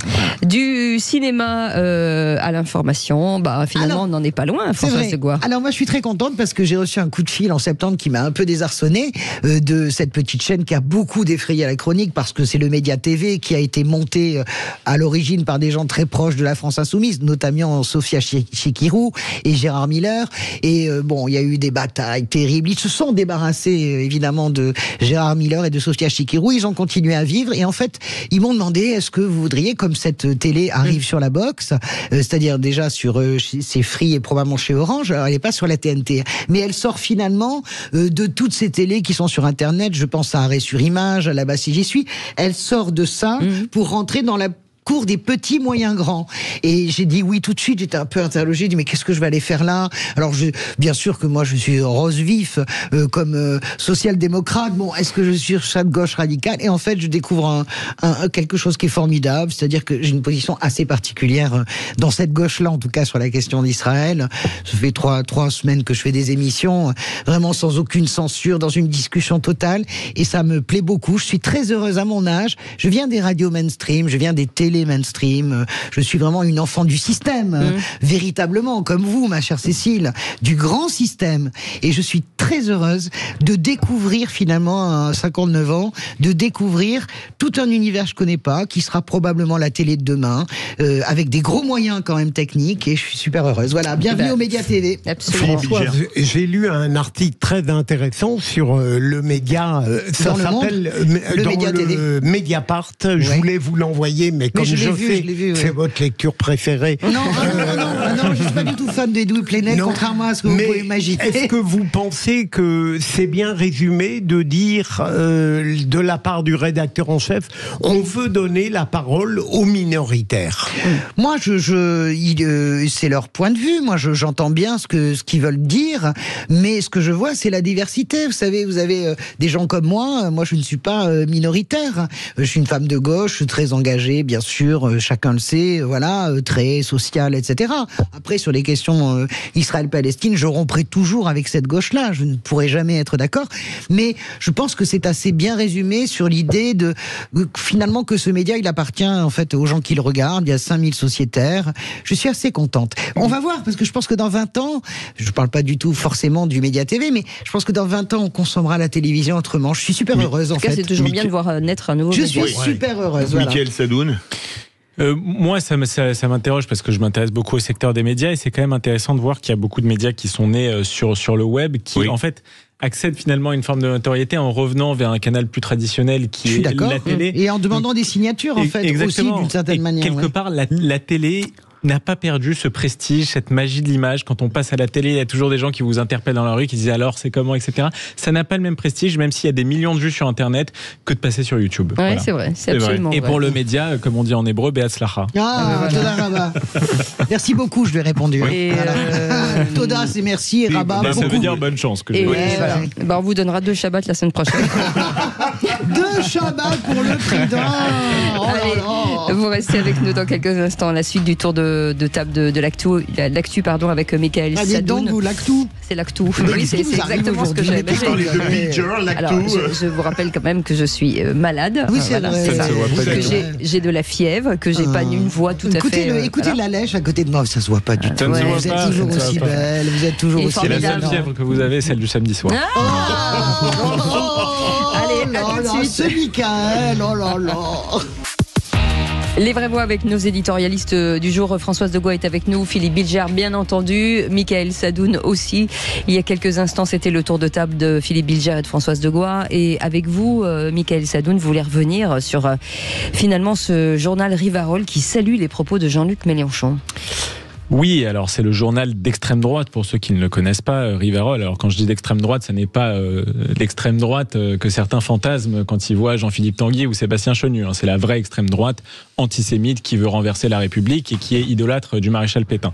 Donc ce journal Rivarol a fait l'éloge du courage de Jean-Luc Mélenchon, entre guillemets, qui, je cite, subit à son tour les attaques d'une rare violence de la part du même lobby. C'est évidemment le lobby juif dont il parle, parce qu'il refuse avec un certain courage de s'aligner inconditionnellement sur l'entité sioniste, Israël, et de cautionner les crimes commis par le gouvernement israélien sur les Palestiniens. Donc cet hommage de l'extrême droite à l'extrême gauche signe pour moi une forme d'alliance, en tout cas dans le discours, entre l'antisémitisme de salon, l'antisémitisme rance d'une France qui n'existe pratiquement plus et qui vote je ne sais où, peut-être au Rassemblement National, peut-être chez Reconquête, je ne sais pas, et de l'antisémitisme de la rue, le seul qui fait peur aux Juifs aujourd'hui. C'est une alliance rouge-brun, on peut enfin le dire. Là aussi, c'est une expression qui n'est pas mésusée, parce que je sais qu'on l'a utilisée à tort pendant les Gilets jaunes. Donc là, c'est une vraie alliance rouge-brun. Et j'insiste sur ce point parce que je pense que ce qui s'est passé depuis 2 semaines acte une espèce de recomposition du paysage politique. On voit une gauche qui est dans une impasse, qui doit faire face à un électorat qui, très franchement, sur beaucoup de questions, a des opinions un peu border sur la laïcité, sur les Juifs, sur la place de l'Occident dans le monde. Un centre qui va avoir de plus en plus de mal, à mon avis, à renvoyer dos à dos Jean-Luc Mélenchon et Marine Le Pen, très franchement, qui ne doivent pas la même chose à leurs électorats, qui ne sont pas pareils ni dans leur posture, ni dans leur fond idéologique, et une droite de la droite, qui est devenue en fait l'ami des Juifs de France. Il faut bien dire une chose, Jean-Marie Le Pen effrayer les Juifs de France, très sincèrement. Il y a vraiment un écart générationnel et on voit la génération de mes parents, par exemple, qui vraiment, quand on parle de Jean-Marie Le Pen, les cheveux se dressent sur la tête. Et je le comprends, ces déclarations étaient honteuses. Mais Marine Le Pen et Jordan Bardella, aujourd'hui, sont perçus comme des personnalités qui sont systématiquement, depuis au moins 10 ou 15 ans, aux côtés des Juifs de France quand ils se font assassiner. Voilà des gens qui n'ont pas détourné le regard, qui n'ont pas détourné. Bien sûr, vous pouvez intervenir. Voilà des gens qui n'ont pas détourné le regard au moment où des Juifs se faisaient assassiner au cri d'Allah Akbar, pendant que la gauche, probablement incarnée par Françoise de Gois, préférait voir la droite et l'extrême droite qui n'ont jamais inquiété les Juifs de France depuis 10 ou 15 ans. Les Juifs de France aujourd'hui, ils n'ont pas peur de Marine Le Pen quand ils sortent dans la rue. C'est pas pour Marine Le Pen qu'ils enlèvent les mezouza. C'est pas bon. C'est la vérité. Donc je tenais absolument à le dire. D'abord, je pense que tous les Juifs de France votent pas Marine Le Pen. Déjà, ça, il faut quand même être clair. Beaucoup votent pour Marine Le Pen et pour Éric Zemmour, et je vous donne chiffres à l'appui si vous voulez. Mais moi aussi, d'abord, on fait pas de chiffres sur les communautés. Moi, je peux vous dire que dans les quartiers où il y a la gauche, les Juifs de France votent à gauche, et dans les quartiers de droite, les Juifs. Mais bien sûr que si. Dans les quartiers où c'est à gauche, ils fuient les banlieues. Toutes les banlieues communistes, Aulnay-sous-Bois, Rosny, Trappes, etc., ont été vidées de leurs Juifs. Vous calmer. Ça, c'est le premier point. Je vous dis juste que Jean-Luc Mélenchon n'est pas responsable du tour de passe-passe de Rivarol. J'entends Rouge-Brun. Je pense que, contrairement, moi, j'ai apprécié Raïm Corsia ce matin sur LCI, le grand rabbin de France que j'adore parce que ça fait des années que je le suis. Il a jamais été pris en flagrant délit d'hystérie. Et Raïm Corsia, désolé quand il a dit que Éric Zemmour n'était pas juif. Désolé, pour moi c'était un tort, non seulement politique mais en plus religieux. Mais moi je pense qu'il avait tout à fait raison de dire que Zemmour était antisémite, mais ça existe, c'est un phénomène assez courant de juifs honteux. Il a ajouté qu'il n'était pas juif. Raïm Corsia, je voudrais terminer. Raïm Corsia a refusé de trancher, de dire Mélenchon antisémite ou pas. Moi, je pense que sur Mélenchon, tout le monde fait une erreur. Le problème antisémite, c'est même pas ça. Jean-Luc Mélenchon, il est dans une posture trotskiste. Depuis les années 70, je le dis parce que c'est très important à comprendre, les trotskistes considèrent que toutes les luttes armées ou quels que soient les moyens pour lutter contre l'impérialisme sont bonnes à soutenir. C'est ça le vrai sujet. Ces abstractions ne m'intéressent pas. Concrètement, ça débouche sur des violences contre les Juifs. On peut le théoriser.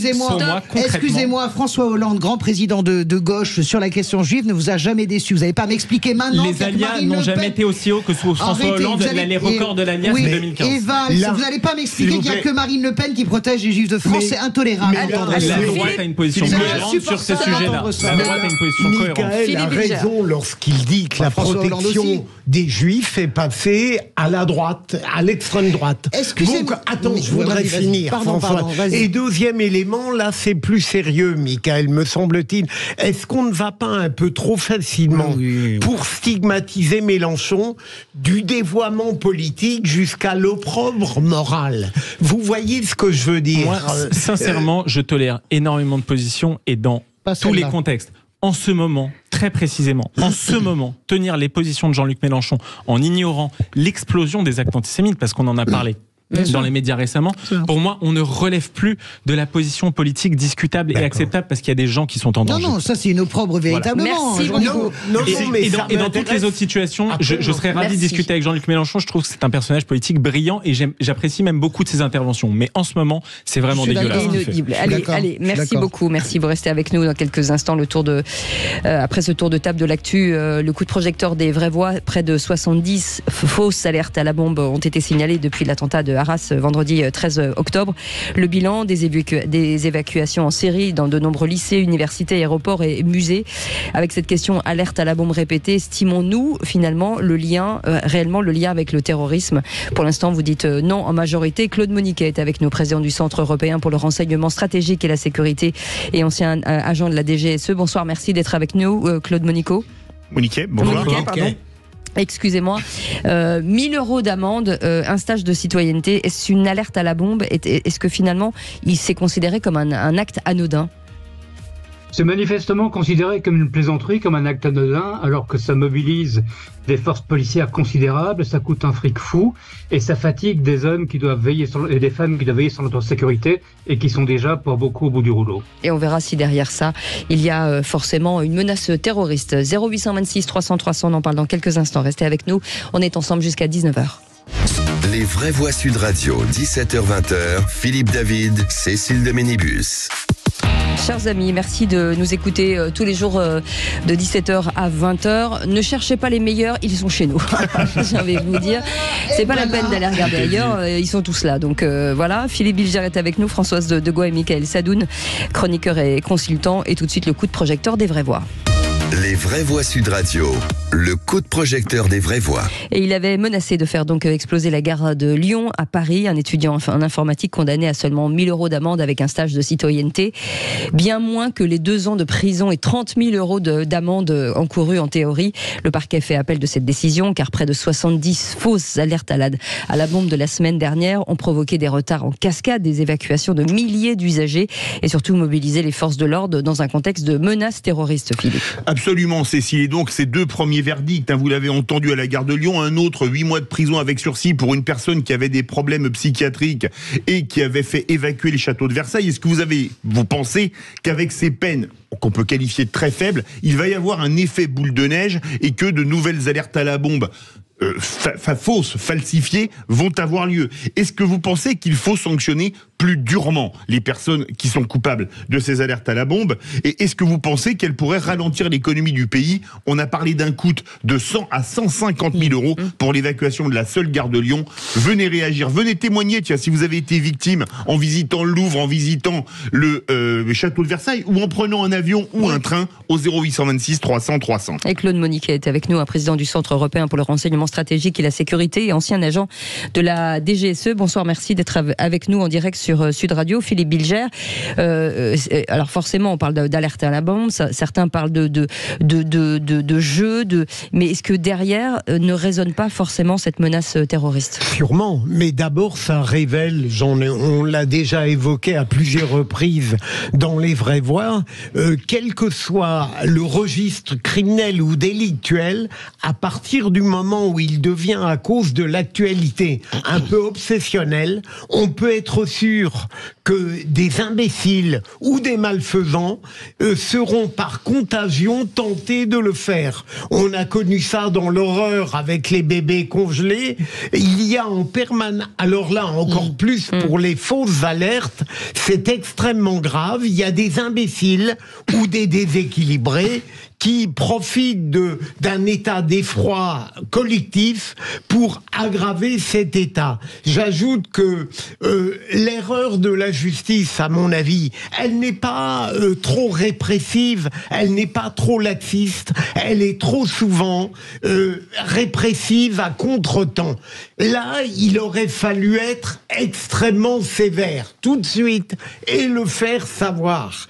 Parce que il n'y a aucune raison qu'on ne continue pas ces absurdes signaux à partir du moment où des sursis sont édictés qui probablement ne seront jamais révoqués, jamais exécutés et qui donc aggraveront une situation que la République a du mal à réprimer. Françoise Degois. Alors moi je me pose une question, parce que nous parlons comme ça un peu dans le vide, dans une forme d'abstraction, mais je pense quand même que quand vous prenez du sursis, même si vous n'exécutez pas la peine, avec inscription au casier judiciaire, nous on considère que c'est trop faible, mais je pense que pour la personne qui est condamnée, c'est beaucoup. Est-ce qu'on se met... Je crois pas. Mais mettons-nous, surtout si c'est des gens qui sont pas du tout habitués aux problèmes judiciaires, mais je me mets 1 minute à la place de ces gens, je serais condamné même à 2 mois de prison avec sursis, je serais quand même mort de honte, donc je suis pas sûr, sûr que ça soit pas dissuasif déjà. Ma chère Françoise, ils s'en foutent. Pardon je n'en sais rien. Et le deuxième point, je lisais un tweet d'Emmanuel de Villiers qui se moquait du gouvernement en disant c'est pas possible, Versailles encore évacué. Je voulais juste dire que vive le principe de précaution et comme disait Cécile, est-ce qu'on oublie la menace terroriste? Eh ben tant pis, pour 10 évacuations qui ne servent à rien, eh ben tant mieux. Si jamais il y en a une qui sert, eh ben écoutez, c'est formidable. Michael Sadoun.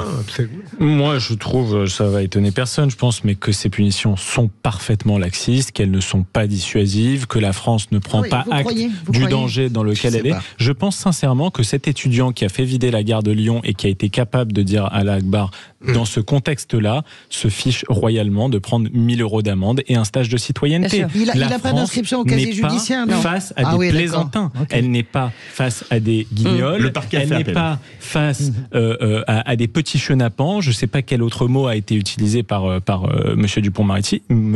Elle est face à des ennemis. Elle est face à des ennemis qui profitent de sa fébrilité actuelle pour semer le chaos. Donc évidemment, ils ne sont pas à considérer comme des terroristes. Je fais la différence. Je souhaite qu'on reste dans un état de droit. Je veux rassurer tout le monde. Mais je pense que les punitions doivent être non seulement plus sévères, mais en plus qu'elles doivent avoir la certitude de tomber. Les peines planchées seraient pour moi une bonne chose à faire. Et le paradoxe, c'est que la justice est faible parce qu'il y a beaucoup de signaux comme ça. Mais précisément parce qu'elle est faible, elle les multiplie. Je repose la question. Vous pensez vraiment... Ils s'en foutent. Vraiment.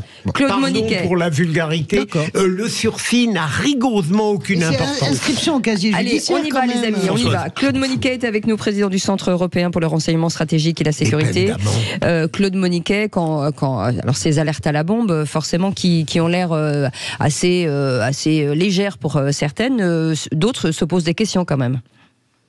Mais oui, en fait, il y a plusieurs problèmes. D'abord, il y a clairement un problème de sécurité. Dans le contexte actuel, on ne peut pas effectivement ne pas évacuer si quelqu'un téléphone en disant j'ai mis une bombe, même si de manière générale et quasi absolue, les terroristes islamistes téléphonent jamais pour dire je vais faire sauter un train ou un avion ou un bateau ou un musée. Mais on ne peut pas faire l'économie d'une évacuation. Donc à partir de ce moment-là, on va mobiliser des policiers, on va dépenser un fric fou. Ces policiers, pendant qu'ils sont coincés à Versailles ou à la gare de Lyon ou à l'aéroport de Beauvais en train de faire une évacuation, s'il y a quelque chose ailleurs, ils peuvent pas y aller. Donc c'est une nuisance sociale. C'est également une nuisance pour l'image de la France. Imaginez qu'il y a des gens quand même qui viennent à Paris pour visiter la Tour Eiffel, le château de Versailles, le musée du Louvre, y compris des gens modestes pour lesquels c'est une fête de faire ça, et on leur pourrit leur loisir, on leur pourrit leur journée, alors qu'ils ont peut-être fait des heures de queue. C'est absolument lamentable, et je pense effectivement qu'un petit rappel à l'ordre serait le bienvenu. Oui, mais il y a une atmosphère aussi. Ça crée quand même une atmosphère. Mais ça participe à une atmosphère effectivement de tension, une ambiance qui se dégrade, une peur qui se répand. Et psychologiquement, c'est clair que je pense que ça participe à un sentiment d'insécurité globale qui aujourd'hui, on peut constater un peu partout en France. Philippe Bilger voulait réagir? Non. Je repose ma question, une question obsessionnelle. Vous considérez que ces peines aussi sont trop légères, en fait? Les peines prononcées. C'est à moi que vous le demandez? Oui, Claude Moniquet. Oui. Alors, je pense qu'on pourrait peut-être... Alors, je pense que ce sont d'épouvantablement mauvaises plaisanteries. Je pense pas qu'une mauvaise plaisanterie mérite de passer 3 ans dans un cul de basse-fosse ou un cachot à la santé, mais personne ne parle de ça. On pourrait peut-être avoir des peines plus dures, ou prononcées, et exécutées avec après des mesures qui seraient des mesures de libération anticipée, etc. Je pense pas qu'il faut foutre la vie des gens en l'air pour une mauvaise plaisanterie. Cela étant, il y a un moment où, effectivement, quand ça se répète, ça devient un peu insupportable. On est quand même sur des sites un peu stratégiques, quand même. Sur les aéroports, notamment. Oui, mais même forcément. La gare de Lyon, on a les gares, les aéroports, les écoles. Attentat de Carlos, Marseille-Saint-Charles. Oui. Donc, ou les 2 jeunes filles tuées par un islamiste abattu par un légionnaire, Marseille-Saint-Charles, il y a quelques... Toujours. Oui. Claude Moniquet. La semaine dernière, on a eu l'évacuation simultanée de 5 ou 6 aéroports régionaux, sauf erreur de ma part. Oui. Je crois même un peu plus. Je crois que même un peu plus. Quand on parle, parce que fermer Versailles, c'est ennuyeux pour tout le monde. Mais une fermeture d'aéroport, on imagine les répercussions que ça a pas seulement en France, mais au plan européen, parce qu'il faut revoir les plans de vol, il faut revoir les atterrissages, les gens qui doivent se poser à Beauvais vont se poser à Lyon. Enfin, ça rajoute de la difficulté à la difficulté dans une période qui est déjà quand même extrêmement tendue et où on demande à tout le monde, en tout cas aux personnels qui sont concernés par la sécurité, de faire un effort maximal. Donc, effectivement, à un moment donné, ça peut se traduire par un relâchement qu'on paiera cash un jour ou l'autre. Claude Moniquet, on a parlé notamment pour ces alertes à la bombe que plusieurs arrivaient de Suisse via un mail Proton Mail. Alors d'après ce qu'on m'a dit, Proton Mail était une boîte mail protégée, un peu comme la messagerie Telegram. Est-ce que ça peut être pour vous le fait de mafias ou de groupes malfaisants qui pourraient, par exemple, parfois des groupes de hackers qui pourraient, après avoir piraté des hôpitaux et demandé des rançons, attaquer, par exemple, en faisant de fausses alertes à la bombe dans les aéroports, à la Tour Eiffel, où vous voulez. Jusqu'à demande de rançon. Jusqu'à demande de rançon, voilà. Alors, ProtonMail est effectivement la messagerie mail la plus sécurisée qui existe, grand public, qui existe actuellement. Donc, c'est pas innocent d'utiliser ProtonMail. C'est pas innocent non plus d'avoir apparemment une adresse unique basée à l'étranger d'où viennent la majorité de ces alertes. J'imagine que les services compétents enquêtent sur cet aspect des choses, et effectivement, on pourrait peut-être découvrir qu'il y a une espèce d'opération de déstabilisation qui serait pas une opération terroriste, mais qui pourrait être effectivement une opération du crime organisé. On a eu cette année un nombre record de cyberattaques contre des institutions publiques ou des entreprises privées en France, en Europe et dans le monde. Ça s'inscrit peut-être dans ce cadre-là. 0826 300 300. Notre vraie voix du jour, notre vraie voix corrézienne. Rebonsoir Nicolas. Rebonsoir. Oui, alors moi je pense qu'un peu comme Thibault de Montbrial, j'ai peur que dans le lot... Thibault de Montbrial, c'est un éminent avocat, oui. Rappelons-le. C'est ça. J'ai peur que dans le lot, bon alors évidemment pas tous, mais qu'il n'y ait pas que des petits plaisantins et qu'à un moment donné, effectivement, il y en ait qui testent un peu les services de sécurité, voir le temps qu'ils se mettent à se mobiliser. Et après, d'un autre côté aussi, là, quand vous parliez des peines, tout à l'heure, je pense que quand on entraîne des dégâts à hauteur de 150 000 euros, la moindre des choses, ce serait que les gens qui ont fait ça remboursent les 150 000 euros en question.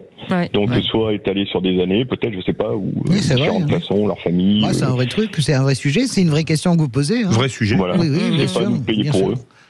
Et qui fait ça? Les noms aussi, de qui fait ça?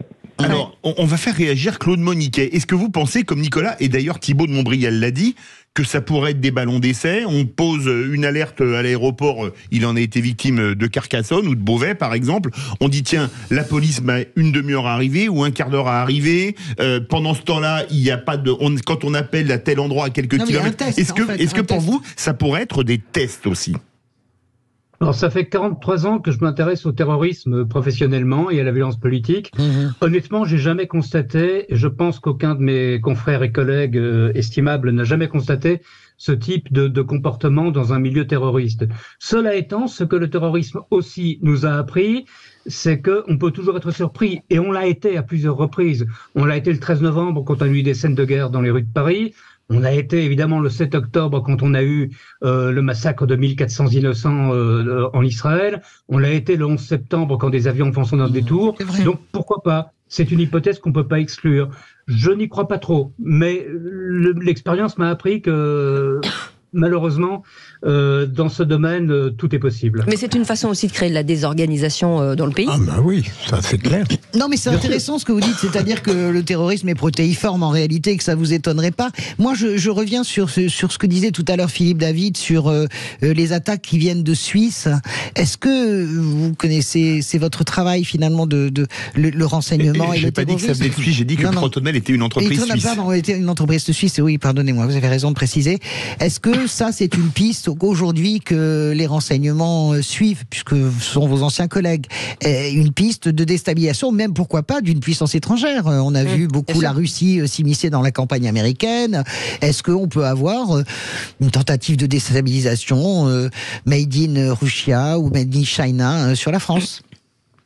Alors, si mes anciens collègues du renseignement le suivaient et que je le savais, je vous le dirais pas. Ah oui, c'est vrai, pardon. Mais dommage, on aurait eu un bon scoop sur Sud Radio. Formulons des hypothèses. Je pense qu'ils ont les mains assez pleines pour le moment avec les menaces endogènes pour le renseignement intérieur et venant de l'extérieur pour la DGSE. Pour ne pas peut-être être focalisé sur cet aspect des choses. Mais je pense qu'à un moment ou l'autre, un service quelconque va se saisir de cette affaire si cette situation perdure, parce que bon, clairement, il y a des levées de doute, disons, à il y a une stratégie en fait, parce que nous on a l'impression que c'est échevelé comme ça quand on en parle avec les copains là des vrais voix, un coup la gare, un coup Versailles, mais en réalité ce qui a l'air de se dessiner aussi, c'est que c'est quelque chose d'extrêmement stratégique en fait, ou pas? Il y a les deux. On a un peu tout. On a aussi dans une évacuation qui a été jugée je pense à Lyon, il me semble, enfin en tout cas en province cette semaine, on avait le cas d'un garçon qui avait téléphoné avec son propre téléphone, qui était un schizophrène qui n'avait pas pris son traitement. Ouais. Un jeune homme de 37 ans. Ok, d'accord. Mais ça, c'est un cas totalement différent. Ouais. Le malheureux, d'ailleurs, la police l'a rappelé sur son téléphone. Enfin bref, c'est une histoire un peu tragicomique. Mais le plus important, effectivement, le plus inquiétant, ce sont ces alertes qui arrivent par email Voilà. avec toujours le même type d'adresse Proton-Mail. Et là, effectivement, ça nécessite une levée de doute. Mickaël Sadoun, un mot? Non, moi je voulais simplement poser une question peut-être sur sur l'utilisation de courtes peines de prison comme ça peut se faire dans les pays du Nord.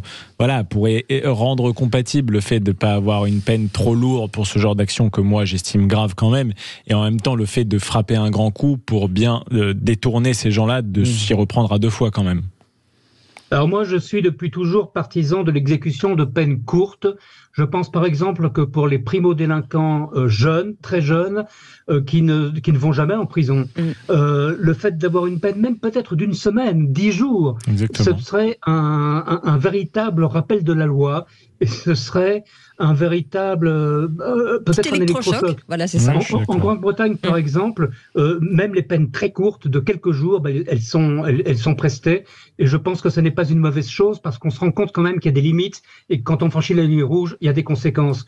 Ici, en France ou en Belgique, ou en Europe en général, on a des gamins qui sont délinquants toute leur adolescence et qui arrivent à 18 ans majeurs devant un tribunal et qui ont déjà dans leur casier de mineurs 100 ou 150 faits délictueux et qui n'ont jamais été réellement punis. Absolument. Et donc, il y a une valeur éducative de la punition. Merci beaucoup.